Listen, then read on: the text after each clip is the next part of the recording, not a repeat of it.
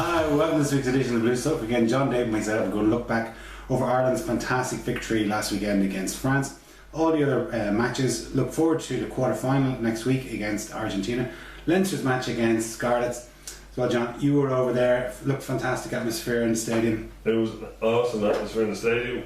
Everybody, even though there was Welsh to my right and English to my left, it seemed like the whole place was green. It was, very loud. I think Jamie Heaslip was a bit blown away after the game, even by the support. When the lads came out afterwards, I was going, don't be coming out celebrating the win. We haven't won the World Cup, but they're only just coming out to literally applaud the crowd and straight back in again, which was great to see.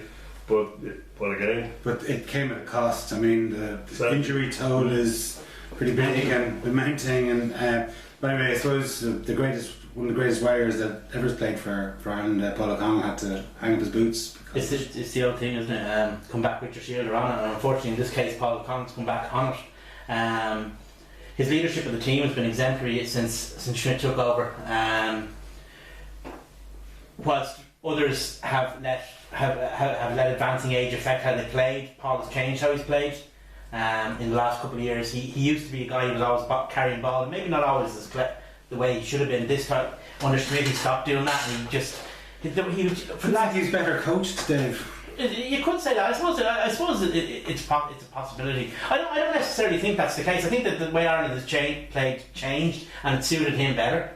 He certainly carried a lot of ball also. Yeah, well, he was carrying clever under Schmidt than he was under previous coaches. He's taking a lot of static ball, Yeah. He's carrying a lot clever, and I think that maybe prolonged his effectiveness at international level, because I don't think he's been as effective at club level as he has been for Ireland in the last year or so.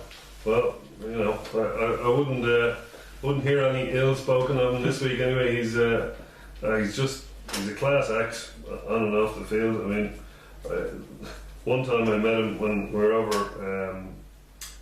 They were playing Harlequins, we were playing Wasps in the Army, and it was really hard to get tickets for the Stoop, as it always is, because they're small.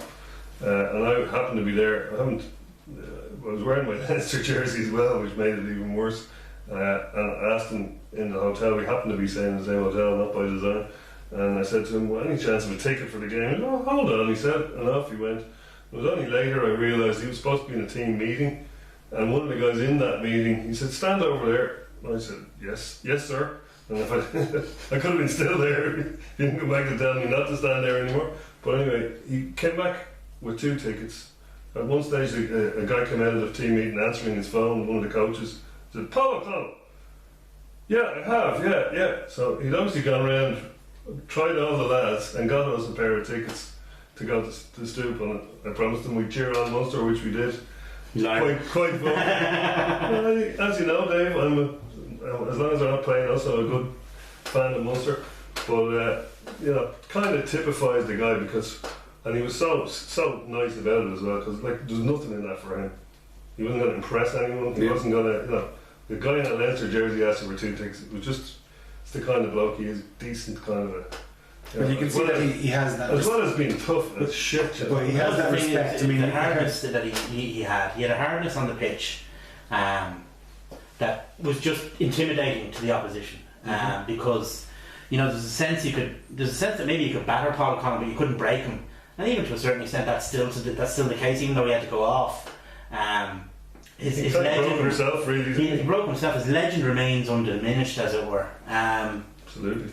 But I think it's the way that other players respond to what he says and does, and even Chris Henry came out today and said that they were nearly crying in the dressing room at the meeting before the game. His record stands for itself. He made his debut 13 years ago. He's won over 100 caps, won 2 Heineken Cups, a few leagues, a Grand Slam.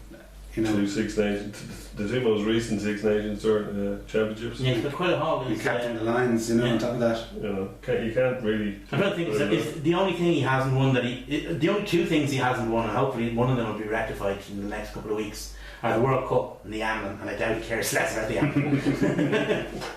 Well, he hasn't won the top 14. Well, he hasn't played in the top 14. Well, anyway, we wish him the very best. Hopefully he'll get back and start playing a couple of games for Tottenham. But hopefully after Christmas. Yes. the weekend just was magnificent rugby. There was, it just started off on Saturday morning with Samoa against Scotland, which was just a cracking game.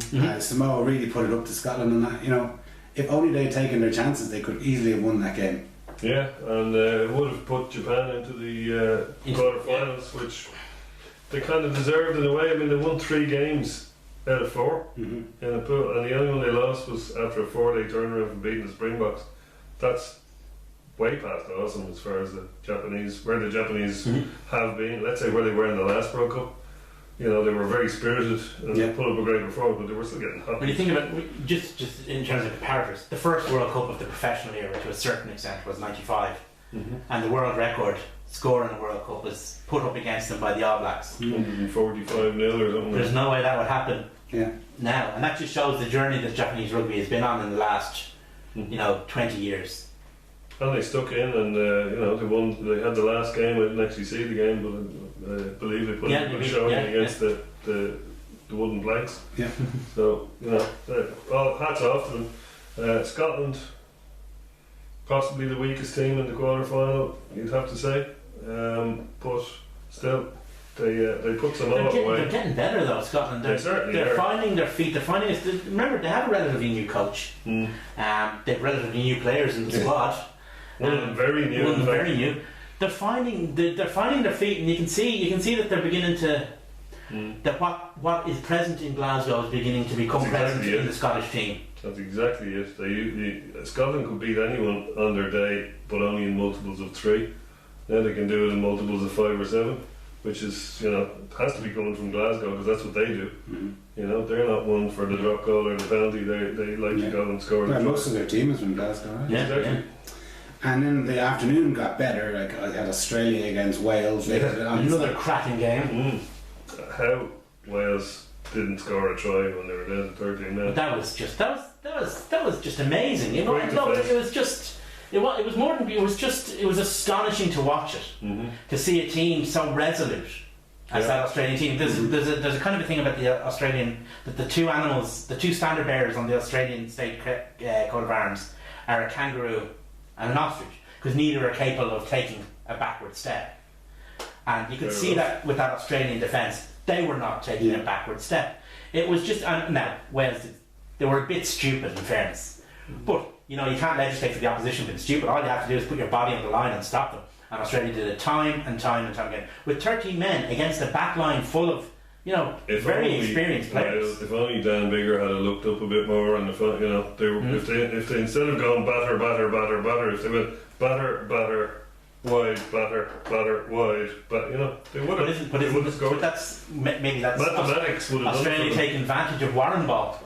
Possibly. Warren Ball is based upon physically dominating the opposition, and they weren't able to do it, and they were a bit maybe a bit short of ideas because of that. Definitely were. And I think you mentioned it before, Dave. It just reminded me of the Stoop. Yeah. That doggedness defence that Cheika has instilled in his team, and they deserve to win the match at the end. And you have to say, what guts. What I thought amazing. You can see Cheika's personality all over that Australian team. Absolutely, yeah. What I thought of was the England game in Wellington just before the 03 World Cup, where they had 13 men also and stood up against New Zealand in New Zealand and beat them. Yeah. And the two lads came, and they were both forwards as well. They had to scrum without them, and the two lads came trotting back on with big shit-eating grins, and they went on to but it took Australia a while to warm up, because at the start of the match they looked like they were going back at a rate of knots in the scrum. Yes. Wales should have been about 3 tries up. They just butchered a couple, and they just dug in and somehow or other scraped out a win. Well, I wouldn't say scraped. I'd say they were. I'd say they were good for the win at the end of the game. Yeah. But I didn't think I didn't think Australia were going to win the match at the start of the match. But Australia took them a while to play their way into it. But when it comes down to it, in the group of death, Australia came out of that group more than alive. They beat England, which they love doing, and they beat Wales, which is two very different teams. Well, in fairness, during that game I could only see about 2/3 of the screen. We were in a pub across the road from the stadium, and if you leaned out and stood up you could just about see the score or the time, But if you're sitting there, I'd say the atmosphere over there when they couldn't convert that 2-man advantage was. It wasn't bleak. great. It wasn't great. Now I have to say, but there's plenty of guys in gold jerseys to make up for it. They were quite happy. I mean, we said it a couple of weeks ago. We enjoying the World Cup. Like, it is just getting better. It is. Like, and I mean, it's from the attendances. Like, the attendances are still Have we rising. talked about the Iron game at all? No, we're going to get to it. We're going to get to it. We're building up to I'm it. waiting for. But like, there's been 1.8 million people who've gone through the turnstile in 40 matches, which is 47,000 is the average attendance in those Pretty matches. awesome. Like, it's unbelievable, and the standard of rugby has been superb. Like, it was sort of, the trend had been that you're better off not having the ball and kicking it away, but in this World Cup, you're better off having the ball and using it. The game's got more adventurous over the course of the World Cup. There was criticism of the organising committee when the venues were announced that there were so many football grounds involved. But I think that has paid off because the larger grounds have meant that more people can get in. Yeah. And so it's generated more revenue which goes back into the game. And But it it will ha- generate interest, perhaps, Yeah, with football in fans. areas like Newcastle, say for example Newcastle, we take Newcastle as an example. That's been an area where there's been one shining beacon, if you like, in terms of Newcastle and Gosford rugby clubs. Over a long time, in the north of England. And it's nice that they get their during the World Cup, they get their big day in the sun, as it were. And over 100,000 people over the course of 24 hours getting to see international rugby in Newcastle. And similarly in Leicester, there was a lot of criticism that the match hadn't gone to Welford Road, that it had gone to the football ground, but the football ground is nearly twice as big as it. So Yeah, it's bigger and there's better corporate entertainment facilities. I mean, it's a World Cup. It has to be the best of the best. I mean, I somewhat ironically, one of the best grounds in it has actually been two of the smaller ones, Sandy Park in Exeter and Kingsholm in Gloucester. There's been some great games in Kingsholm. I'm struggling actually to think of a really crap game, because there's usually several. That's the worst. That has probably been the worst game of the World Cup, in fairness. unfortunately, Even some of the, if you like, top of tier 1 versus bottom of tier 2 games have had something genuine to interest you. Yeah, so it's been a fantastic. It's certainly been the best World Cup, I think. yeah. Well, for us, the best game of the tournament so far was against France at the weekend, and 24-9 victory. And it was the first time I've seen a match that Ireland have played in the last couple of years against a ranked team that I could kind of go, don't have to worry now. Like with 10 minutes to go, you could nearly Job done. And we kind of once Madigan got the kick at the end, like we had to win. Ireland just from the start of the match ramped up until by the hour mark we were playing rugby at a pace and with a ferocity France simply couldn't match anywhere in the park. You were watching the highlights that on Saturday evening or Sunday evening, and you texted me saying, "Oh look, Bastro's coming off," and I was going, "Oh yeah, I didn't even realise." Nakataki. Yeah, Did he touch the ball? He did. Yeah. He made a mistake when he touched it. When did the touch? These are guys that France had big hopes of, and they were absolutely destroyed. I used the phrase earlier during the week, and it's a phrase you use as well, hammer the hammer. We took them and we absolutely destroyed them where they thought they'd be strong. They thought their fitness would be their newly found fitness. It showed that they were only fit in comparison to other French teams. We'll take your fitness. Yeah, they weren't fit Show you compared real to fitness. they weren't fit compared to Ireland. They didn't have the physical power. Pick-a-moles, for example. I was quite worried about I what was about Pick-a-moles to would pick do. out Pick-a-moles. Because he's always traditionally played in a very narrow corridor either side of the scrum. But in this World Cup he's been playing wider and wider and wider, and that was a real danger because once he's in those narrow corridors you can deal with him. But it turns out when he was coming out wider and wider and wider, he didn't have the power to deal with. I mean, our backs were running over him. Well, he's also lost 2 stone. Yeah. I was quite close in row 7, so I was quite close to the pitch, and we were quite near halfway as well. And they were trotting around before the game, right in front of us. And A, they were massive, but B, looking at him in particular, he looked like a bodybuilder going into a contest. He was ripped, even his face. Everything about him was chiseled, so he wasn't carrying an extra. I wonder how actually massive they were. But Normally he's a little bit tubby. If we think of the Irish team, we always think of them For a as big. professional athlete. We always think of them. But I wonder. I would suggest that the Irish team were probably bigger, on average. They didn't look on at whole the stadium. than the French team. You look at our back row was certainly more powerful. It might have been bigger, but it was certainly more powerful. Our second rows were more powerful. You look at our scrum dominated theirs. I mean, dominated French scrum doesn't happen every day of the week. Oh, we did, yeah. We did all set pieces, including the unofficial one, the kick off. The only kick off we really didn't make a good attempt at competing with was when Johnny Sexton kicked off immediately after he was injured that time. That was the only one that we weren't able to spoil. The only two things they did us in statistics on, one was offloads. Maybe that was maybe they counted the times that they knocked the ball. I don't. Anyway, but the other one was obviously tackles made. They made so many tackles because they didn't have the ball. Yeah, a stat flashed up on the screen. I think it was 70% possession to Ireland in the second half. Yeah, but when they had the ball, they couldn't get beyond 2 or 3 But fights. one thing that was a bit disappointing, I would say, was that we did have so much possession and we didn't put the points on the ball. I was a bit worried.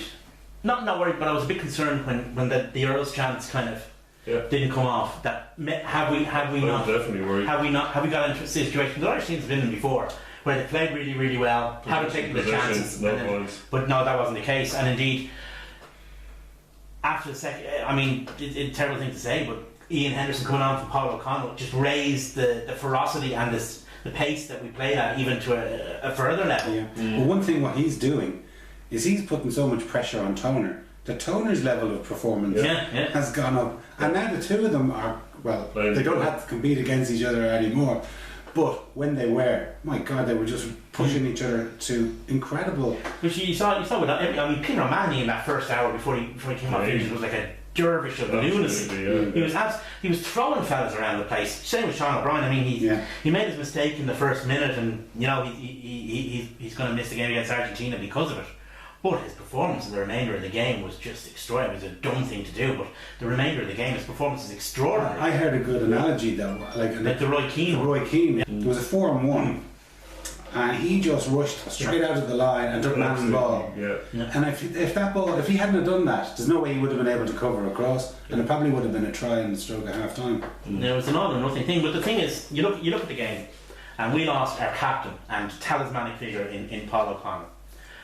We lost our out half and general in Johnny Sexton, and we lost one of our very best back rows in Peter O'Mahony. And every time they went off, the team lifted a level.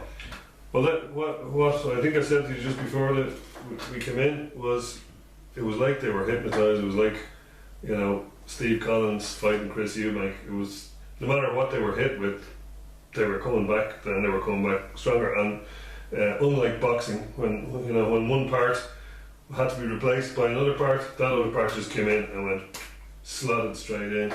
Madigan came on. It was like Sexton coming on for Contapomi and Croke Park. He just stepped in and he made a few little ropey things. In some ways, he played. He seemed to be everywhere. That is it. Mark Ella that used to say if he touched the ball 3 times, he'd score. Touch the ball once, the team would score. Touch it twice. Whatever it was. Touch the ball once and we attack. If I touch it twice, we score. If I touch it 3 times, I score. Well, Madigan touched the ball about 7, 8 times in some of the. I think the great thing for Madigan is Madigan seems to respond. Once he that way, then he came out that way. Then he was coming out in every direction. He seems to respond really well to playing in an uber structured environment that Joe Schmidt has, and he flourishes within it. But it was the same for all of them. I mean, Chris Henry came on, he was superb. Obviously, we talked about Ian Henderson, Jack McGrath, and Nathan White when they came on. We changed the entire front row and we mulched their scrum as well. Again, it was. I think yes. So many things were going wrong that a lesser team or a lesser strong mental team could easily have folded. Like when you lose your the out half, who's kind of the de facto back captain of the backs. Then you lose your captain of the team. Then you lose O'Mahony. He's captain of Munster and a series later in the day. And it didn't seem to faze them, and the team just sort of said, "We'll take that in our stride. We'll continue on. We'll stick to the game plan." And ultimately, they came out fairly comfortable winners. See, John made a comment. He said it's like they're almost hypnotised into what they are. I'd say it's not hypnotised, because hypnotised is a kind of a dead-eyed glare. There's the fiery gaze of the true believer. Yeah. That's what they believe in, the game plan. They believe in their coach. He has told them, if you do 1, 2 and 3, 4 will happen. Absolutely. And they believe it. So they do 1, 2 and 3 without fail and unremittingly. And they make 4 happen. Yeah. But like there's so many of the players who were kind of new to the team a couple of seasons ago, like say, Murray's only in the team 4 years, Henshaw's only in it a year and a half. And those guys now are true leaders. Like Henshaw looks like is now he's the real deal. He's the genuine article. He is. Yeah. He looks to me now as vital to the team as Darcy was for 10 years. Yeah. Like he's just, if that team doesn't have him in it, it just looks lesser because there are points to be won by following Henshaw around the pitch. Well, if you look, he kind of had to babysit Madigan a bit because he came. Well, baby's a strong word, but he came. He shouted flat a bit, he did, yeah. And then on the other side of him, he had to look after Earls a bit as well because he wouldn't be seen. He took up an awful lot of ball and hit the line hard. He did, and he also hit Bastereau and his mates pretty hard. Like there was very little heard from the French backline, even when they did have the ball. You look at the French halfbacks. French changed their halfbacks after barely an hour, 55 minutes, and it made no appreciable difference. Which is amazing because Para normally does make a huge difference. But that's because they no ball. But the reason for that is because they had no ball is one thing, but the other side is he was up against what is unquestionably the best out half or scrum half in the Northern Hemisphere now, possibly in the world, in Conor Murray. Murray has he's been since he first came into the Munster team, Big Tallow, he's been on a sharp incline up, and he hasn't stopped yet. I mean, every time you see him, he gets better. It gets better and better. He does things that in the previous game might have been a bit shaky. He gets better at the next game. He's a world class scrum half now, and he showed it on Saturday. When Sexton went off, Murray dominated that match. He dominated possession, and he decided how Ireland were going to play. You could see the way he played. He did something very similar a couple of years ago when Paddy Jackson was only a young guy. I think he was playing against Wales in the Vila Stadium, and he took on all the responsibility. Like, I don't think Jackson nearly needed to kick because Murray just took that decision out of Jackson's hand. He put Madigan into positions where Madigan could do what Madigan does best, and kept him away from positions where Madigan would find it difficult. But the thing about Ian Madigan is he seems to have learned one thing that I think is very important. If you're not sure what to do with the ball, truck it up. And that's what he did on Sunday. There was one or two. If you're not sure what to do, don't throw a risky pass. Don't do anything stupid. I think he might have learned his lesson from Marseille. But that's what he trucked it up, and he trucked it up hard, and he won a lot of ruck ball. He hit a lot of rucks. You can't fault the guy's work ethic. And his bravery, But everyone from 1 through 23 was just superb. I mean, there was no. I mean, Cian Healy had one of his worst games in his Irish shirt. He had a fairly quiet game by his standards. I heard him in an interview and he said, I'm not looking forward to the video analysis. I gave away 3 penalties in the first 15 minutes. And he knocked the ball on a couple of times. But you can't fault his effort because he knocked it on, but he's still getting up looking for more, Yeah. What I thought about Madigan was that I thought he'd, at some instances, the way I was saying, he was coming in at all angles, like he was appearing on one side of a ruck and the next ruck had happened and he'd be going off in the other direction. And he seemed to have Owen Redden's little wormhole machine where he was just able to appear.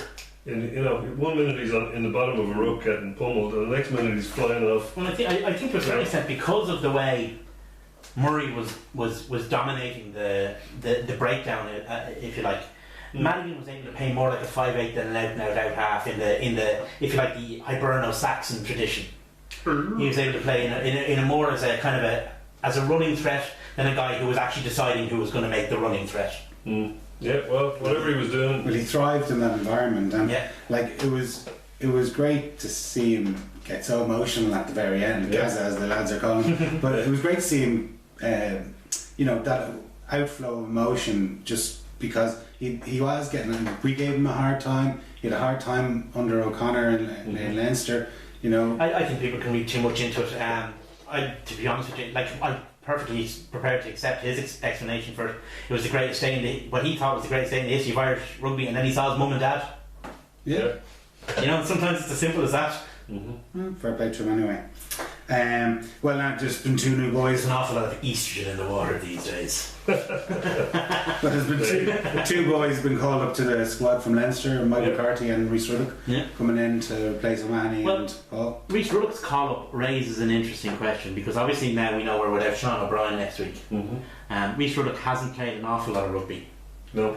But the last time we were without Sean O'Brien, and indeed Chris Henry, because he was Sean O'Brien's replacement, Rhys Ruddock was dropped into the team. At 7. At 7, Right. that's the point. Yeah, at 7. The only problem is that without Peter O'Mahony, who has also unfortunately had to go home, you've got a fairly callow back row. If you use him at 7, who are you going to play at 6? Well, you no, use him at 6, you're and going to use him at 6 and Henry at put 7. Chris Henry in at 7. Or you're going to use Chris Henry at 7 and Henderson, that we've been saying all along. I've been saying all along. Yeah, but the thing about Henderson at 6 is you lose him at 5. you lose him at 5, and we're down the lock. Well, we Well, were. Dominic Ryan, until- you know, he would have been a starter 4 years ago. I would. There's two schools of thought. I would, in one way, you'd want Ruddock if you're going to play him in the 23, which you'd have to assume you are, that you'd put him on and see how much you can get out of him, rather than bring him off the bench Yeah. at 30 Yeah, to I go and like find that. out. You know, so you could start Ruddock with Henry, have Murphy on the bench, and Donnacha Ryan on the bench. But since Mike McCarthy has been drafted into the squad, you could also have all 3 of the current second rows on the field with Henderson at 6, and have Mike McCarthy on the bench along with Ruddock or along with Jordy Murphy, you know, and start Henry at 7. So I actually feel you've got enough options there in the back 5 of the pack. I think And you can shift those options around during the game as well. there are certainly enough options, but I think, you look at the front 5 that played on Saturday and how well they played in the second half. You don't want to break up the band, you know. It's hard to argue with it, all right. But And if you can replace, you can't replace. But if you can get guys on the pitch without making too many changes, then that's what you do. well, you know, our starting 6 and 7 Are are gone. Yeah. So you've got to put somebody in at 6 and somebody in at 7 who didn't start last week. So This decision would be so much easier if Polycon wasn't. yeah, it would. But you know, I'd be quite happy with any of those options. You know. But the thing, well, here's the other side of the thing that kind of in a big picture. I mean, we lost the guys we lost last Sunday. We've lost further guys since. And yet look at the discussion we can have about quality players coming into the team and into the squad. Not even into the team, I mean, That's the depth even on the bench is huge. And that's a tribute to the way Joe Schmidt has used the Ireland Internationals the last couple of years to build up a level of depth that hasn't really been present. I mean, under Keating we had a good 22 guys because there was 22-man squads at the time, but beyond that things were a bit skinny. Under O'Sullivan didn't believe he had anyone beyond the 15. But you look at It goes to show how. I remember 8 years ago, O'Sullivan was interviewed by Sinead Kassan, and he was asked, you know, you didn't use any of your bench, and he basically said, lads, I don't have, there's no one on my bench that's better than the guys on the pitch. Which seemed a ridiculous thing to say. I mean, even a fresh tight head prop has got to be better than a guy who's knackered after 60 or 70 minutes. You would have thought so. But now, I mean, it's much more a 23-man game now for all teams anyway. It's like you don't play props. No prop plays 80 now unless it's an emergency. Well, I wouldn't say pioneered by Schmidt, but definitely. he certainly brought you into the Irish game. Yeah, and he was very much on the on the forefront of, as you say, bringing it into Irish games. I mean, how many times have we started a game for Leinster, and he started them for 60 minutes. The guys came on for 20. They played the following 60 minutes, and then the original. Yeah. That's modern rugby. I mean, to a certain extent, it sounds silly saying it now, but only 3 or 4 years ago, as you say, it wasn't the done thing. But the thing is, we can have this conversation because Schmidt has deepened the squad to the extent that he has. Games against the Ireland International games where he hasn't made huge changes from what would be considered his first 15, for want of a better phrase, but he's brought in enough guys, and enough guys have got experience. I mean, Donnacha Ryan has played some pretty regular big games under Schmidt. Obviously the same with Toner, same with O'Connell, same with Henderson, same with all the back rows. Henry was a big guy for him. This sounds wrong, but he has been helped by injuries. You'd think it was Chris. Coaches were though. Well, I know, but he was. Chris Henry had the heart problem. Ruddock then got injured. Then other guys came through. Then you had, like, say, our 2 wingers from 2 seasons ago. Now they we got have this injured. one fight at the back, But then I suppose to a certain extent, every coach is that. I mean, at some point in every player's career, he gets a break because of an injury. It's not that unusual. It's how you respond to it, and if you make it, if you build that into a situation where a player who comes in because of an injury is made feel like, okay, he's the guy now, and the guy who's coming back isn't automatically going to get his place back. He has to take it off him. Well, you've also got Joe Schmidt will have an overview of the whole. Like you'll have the, Gervin Dempsey going off to Georgia with with that squad, the emerging Ireland squad. He'll have his tendrils in through all that. He'll be checking it out. The lads that went to Argentina last year, that had it might come to fruition a little bit mentally for the following week. We've beaten Argentina twice in Argentina. Yes, it wasn't the Argentinian first team. It wasn't our first team either. Might have been a bit closer, but we have that mental edge now that we've a monkey off our back or whatever that we've done them over there. Because Argentina are a bogey side when you think Well, about we're it. new in our rivalry in the World Cup with them. Like they do stand 2-1 in World Cup games. Yeah, and they look devastatingly good at the moment. They beat the Springboks in Springbokania. They've got their game against New Zealand was incredible. Like for 60 minutes, they really had. They looked like they had them spooked.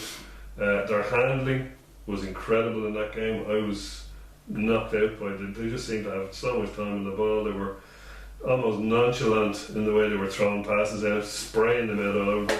They're physical. They're brutish in the forward. They've always been like that. Their scrum is a complete weapon. They're What we're seeing is they may be the weakest of the four Southern Hemisphere nations, but by Jesus, they're traditionally, people will tell you that traditionally Argentinian rugby has always been around the scrum. Mm-hmm. That's not actually accurate. Traditionally, Argentinian rugby, i.e. before Hugo Porta, was actually an expansive running game. Then Hugo Porta came in, and they realised that he was brilliant at kicking the ball.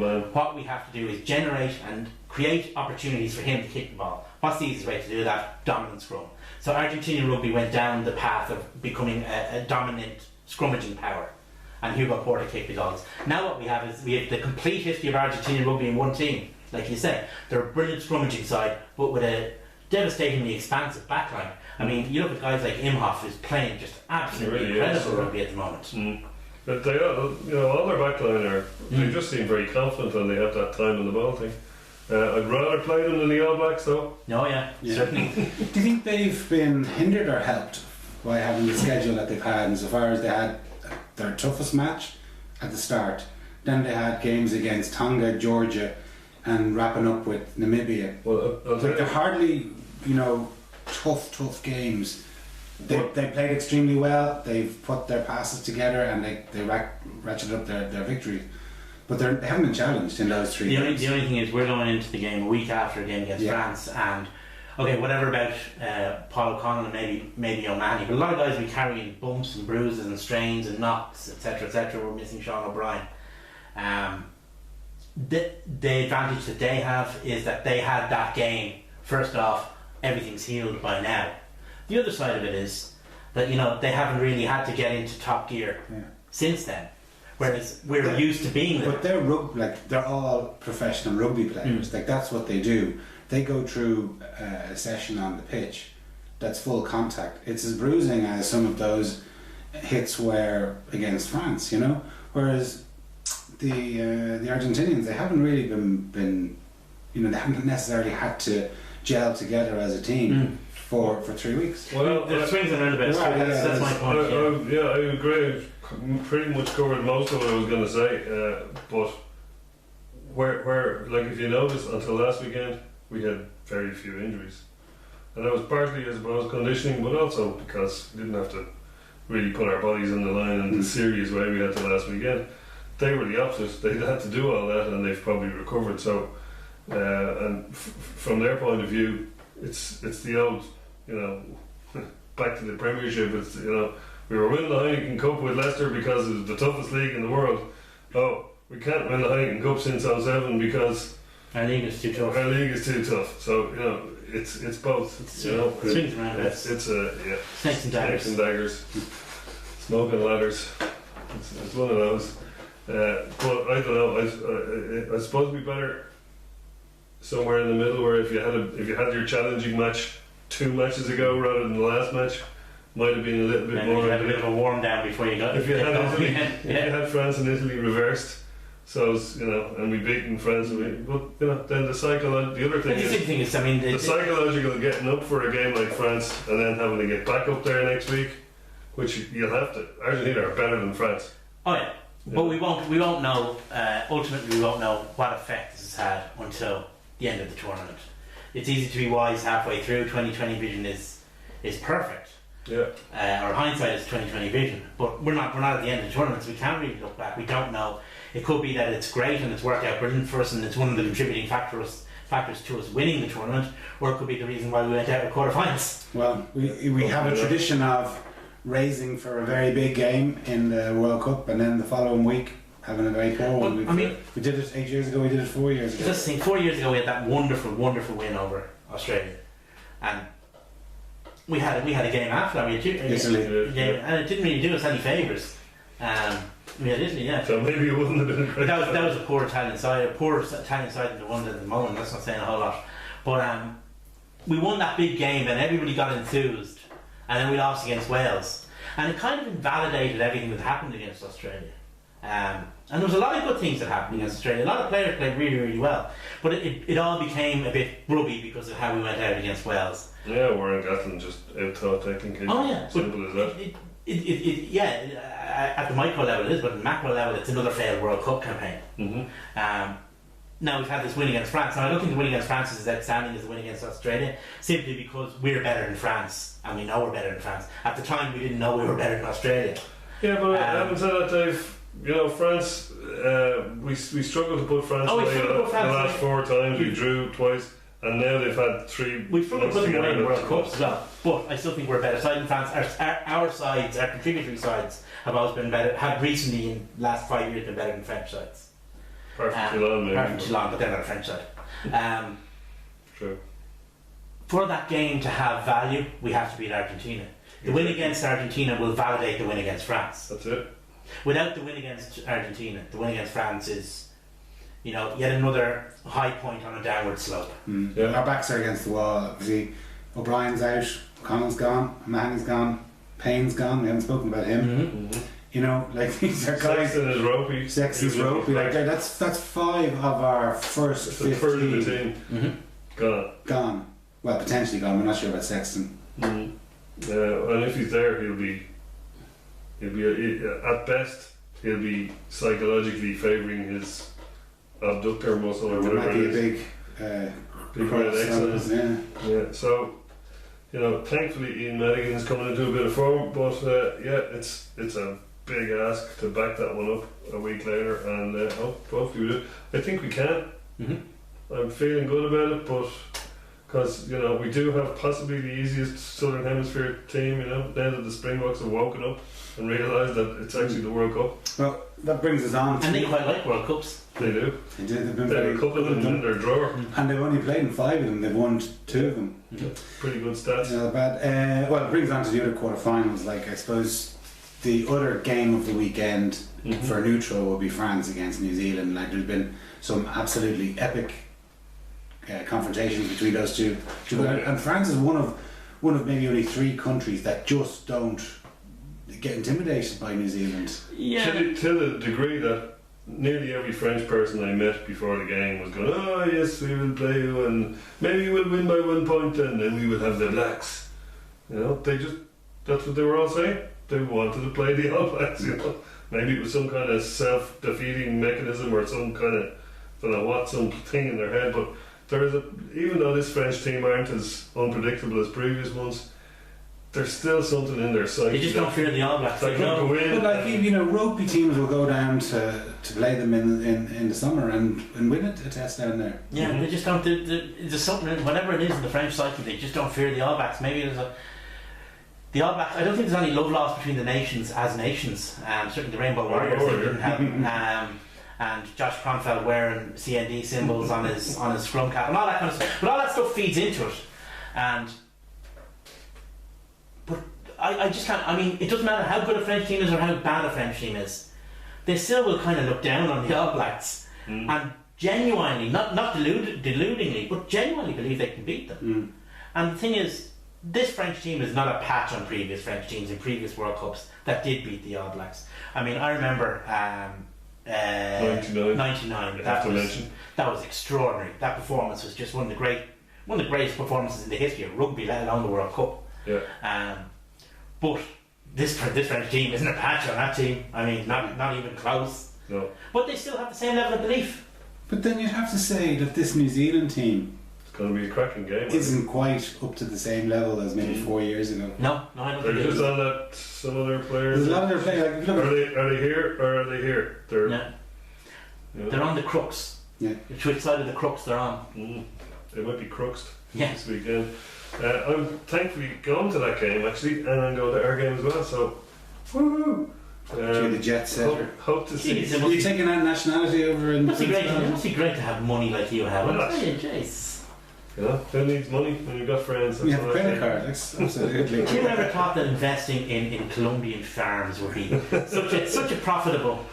Colombian marching band was more the thing. But anyway,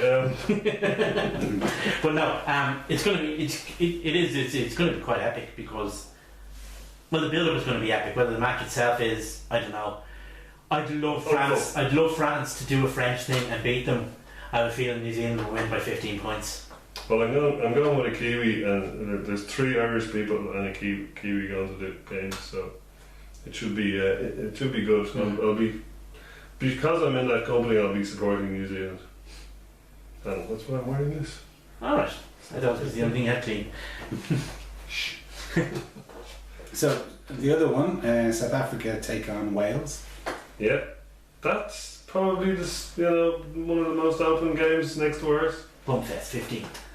Yeah, I'd say you find that every time I've said, "Oh, if Wales can do X, I really, really think they're amazing." I thought if they got out of that group, and hats off to them with the injuries they've had getting out of that group, they could come on surprises against South Africa. I don't think it's likely, but they could do it. I probably, my thoughts are that they could easily beat the 4 rugby championship teams in the semi-final, easily. But the most likely to upset that, possibly it's us. Second most likely is probably Wales. Third most likely is France, only because it's the All Blacks and their head games. One thing Scotland. So it's north south and all of One It's thing- north south and all of One thing we the. can predict without any question of inaccuracy in the South Africa Welsh game is lots of big blokes will be bashing Crashing into into one another, other big blokes. and there won't be a huge amount of space either sought nor found. That's true. So we'll find some space, like those young South African. Yeah, they have a slightly different approach. That centre partnership is very calm, but it's but talented. they could there do is some talent damage. there. And then, of course, they've Willie LaRue at fullback. Well, then There's a man who can do Yeah. damage while he's still in bed. Yeah. He's a pretty exciting player, so you never know. Him joining the back line with those 2 lads. Yeah, and the final fireworks. the final tie is obviously going to be Australia against Scotland. Yeah, Scotland, it's too early for them. They're becoming a decent team, but that Aussie team are probably favourites at this stage. I would say that Vern Cotter will be really, really happy. Well, not really, really happy because he's a real pro and he won't want to lose. But I'd say when he looks, if Scotland lose to Australia and put up a really good show doing it, he'll be quite happy with in the review when he sits back down to watch the matches again at the end of the World Cup. Yeah. Because I think he's done really, really well. He's brought that team together nicely. They're playing nice rugby. He's integrated, most of the Glasgow team with whatever rump of other players he has, and he's done a good job in blending them together. Yeah, no, I think they are a coming force, but they're not going to be bottom of the Six Nations anytime soon, as long as Italy are still in it. Yeah.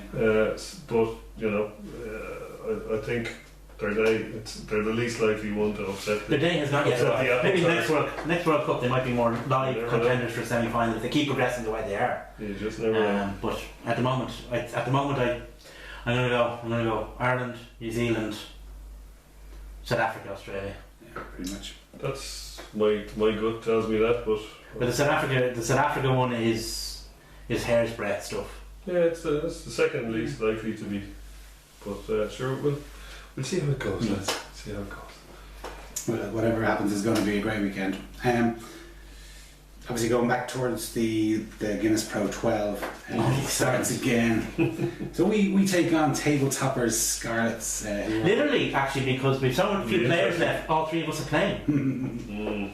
Well, I think that if the three of us could possibly be integrated into Joe Schmidt's team and maybe not lose a match just because his team. Not lose a match, we lose a limb. While all of us would undoubtedly lose limbs and probably our lives, the team might not lose the match just because of that. But unfortunately, I can't say the same for Leinster. We wouldn't have enough guys to protect us to last even 4 seconds, you know. So, but anyway, well, we've signed this new bruiser. Hayden Triggs is. No, he's not back in Indian, is he? Do you remember when we used to sign Nathan Hines and Brad Thorne? The good old days. Yeah, but now we have all our own top players. We don't. Now we're signing guys named after Roy Keane's dog. No, he, to a certain extent, he's come right in at the right moment. Yeah, we need a gritty bruiser in the second row, because we're short of them, quite frankly. Like he's played for 4 Super 15 clubs, you know, like he's played. You're saying he can't settle, Jason? Is that? I'm saying that he's an experienced lad who's been around the block. But if he's played at that level, that's a pretty high level. New Zealand tend to shift those guys around. If they're a young guy in a Super Rugby franchise that they think needs a bit of managing, what they do is they put one of the real wily guys with him, and that's probably how come he's been moved around so much, because he's one of the real wily journeymen, and I mean that in the non-pejorative sense of the word. Well, like he's played at a reasonable level. Like he played for the. In fact, he played against Ireland for the Maoris. But then so did Bryce Williams. Okay, well let's not go there. Hayden Triggs is a bit more of a bruiser now. Yeah, he's a bit more dogging him than Bryce Williams did. So we shall see how he goes. I think he's perfect for the Pro 12. He'll probably tear it up. Yeah. Whether he'll win is a Heineken Cup. Well, a guy that failed at the Pro 12 is tearing up the World Cup. Yeah. I mean, Kane Douglas is fantastic. Yeah. Fair enough. Well, let's hope we can do the opposite with Hayden Triggs that we did with Kane Douglas then. Is DTH Van der Merwe available for Scarlets? World Cup Rugby World Cup star DTH Van der Merwe, he must now be known. Yeah. That's an interesting question. I think John Barkley is smarting to get a Rugby World Cup reject John Barkley. Yeah, exactly. He's smarting to make a name for himself. I think he signed a new contract for the Scarlets. Okay. It just shows you to a certain extent how Scotland are sorted for back rows if they keep John Barkley on. Yeah, absolutely. So the Scarlets are look to be a bit of a coming force. They haven't. Well, they've probably lost a bit more than usual due to Welsh injuries, Team Wales injuries. They probably have a few more guys in there than they may have had, but still they're well covered, and they seem to have developed a bit of dog themselves. They really dogged it out against Glasgow early on. So I'm not expecting a lot from Parky Scarlets, and I'm still unclear as to whether I'm going to make it over there myself, but there's a possibility. In the week that Sam Allardyce is reappointed into the Premiership, where it's apt that we are so far down to bare bones with our squad. I mean, we really are. I mean, we've lost our two go-to guys in the pack have gone. They've gone too. They've gone. So but still, there's a lot of talent in there. There's no question about the talent. The talent isn't open for question. The thing is leadership. You got to have somebody there to provide the framework to hang the talent off. Yeah. And at the moment, that's where we're weak. I mean, our most experienced forward is Michael Bent. You know, I think Michael Bent's a very fine player. He doesn't strike me as a leader. He's not really a leader, no. I don't know. Quite a kind of a lad. Will Hayden Triggs have landed in the country in time for? No, he's here. Is he here? I think so. Good. Yeah. And there's a lot of I mean, I was looking. Will Tony Ryan, for example? You know, I think I feel he might get a run out. Yeah, at 8. At 8. But we seem to have another. Like we've Dominic Ryan, we've Van der Fleer, we've Levy. Yeah. We've got Timmins. We've got there's quite a bit of depth there. Like they're back, like whatever about our Callum's in the pack, there's a nice new spine grown within the team in the backs. Yeah. Yeah. You know, you've I'm really impressed with the access of Reid, Teo, Ringrose, McFadden and Issa. Yeah, the back line is, I don't think, That's sorted. problematical at all. I think the problem is getting them enough ball. Yeah. No, the thing is, the forwards are actually more talented, I think, than the backs in terms of just the raw talent available. The likes of Van der Flair, Levy, Timmins when he comes through, Conan, who sadly isn't available, Ross Maloney's a very good player, and there's others like Maybe Tony Leo Byrne. got the boots on. Yeah, but I mean, we've got good players. The only thing that it's the inexperience is the problem, and that's the only problem. I mean, there's no question talent is all there. What I'd give for a Leo and a Shane Jennings out there. Maybe we could go the Czech Australia route. Play Van der Fleer and Levy. Works for them. They're both good players. What's to be lost? I mean, I don't see why not. I don't 6 see and it. 7 are meant for it. Yeah, I mean, If Conan's alive, then it's starting to look up as well. Isn't I wouldn't mention him. You can play Levy at 8. Levy plays 8 as well. I mean, it's not his best position, but he does play there. So I suppose you could go. Why die wondering? Pick some of the young guys. Yeah. But like the table, like it's still quite condensed. We've only played three matches, and at this stage, like this is kind of a free game for Leo. That, as you say, if you lose this Zero match, expectations. we're missing a shed load of lads to the international team. 2 more left for the playing today. Yeah, if he comes away with a losing bonus point, it'll be acclaimed as much as a winning bonus point, and so it should be with the players available to him. Well, we've also got to go to Glasgow, don't forget, and That's in December. Though. Scotland will probably be. They've come to us, and Scotland will be presumably out of the World Cup by then, but we hopefully won't. What's the running total of players absent from us now? I think it must be 20 now. We're up to 19, I think. 19 in total, including Kirshner. Including Kirshner. But it depends how long the Scottish coach gives them, or Glasgow give the Scottish players off. They could give them a couple of weeks off. You don't know. That's true. We've got Fingers crossed on that. unless we win it, we've got a fairly finite date that they'll be back, which is probably the first European match. If we win it, God knows when we'll see them, and frankly, who cares? And I do think we will win it, but it's going to be tough for the Leinster team over. It's always tough over there anyway. Scarlets are always a good team. They play a very progressive brand of rugby. Always have. They've got some good players. Yeah. But we have a very good backline. If our pack, the talent in our pack can put itself on the park and give the backs a chance, then we have a chance. Because they've all the ability in the world. Yeah.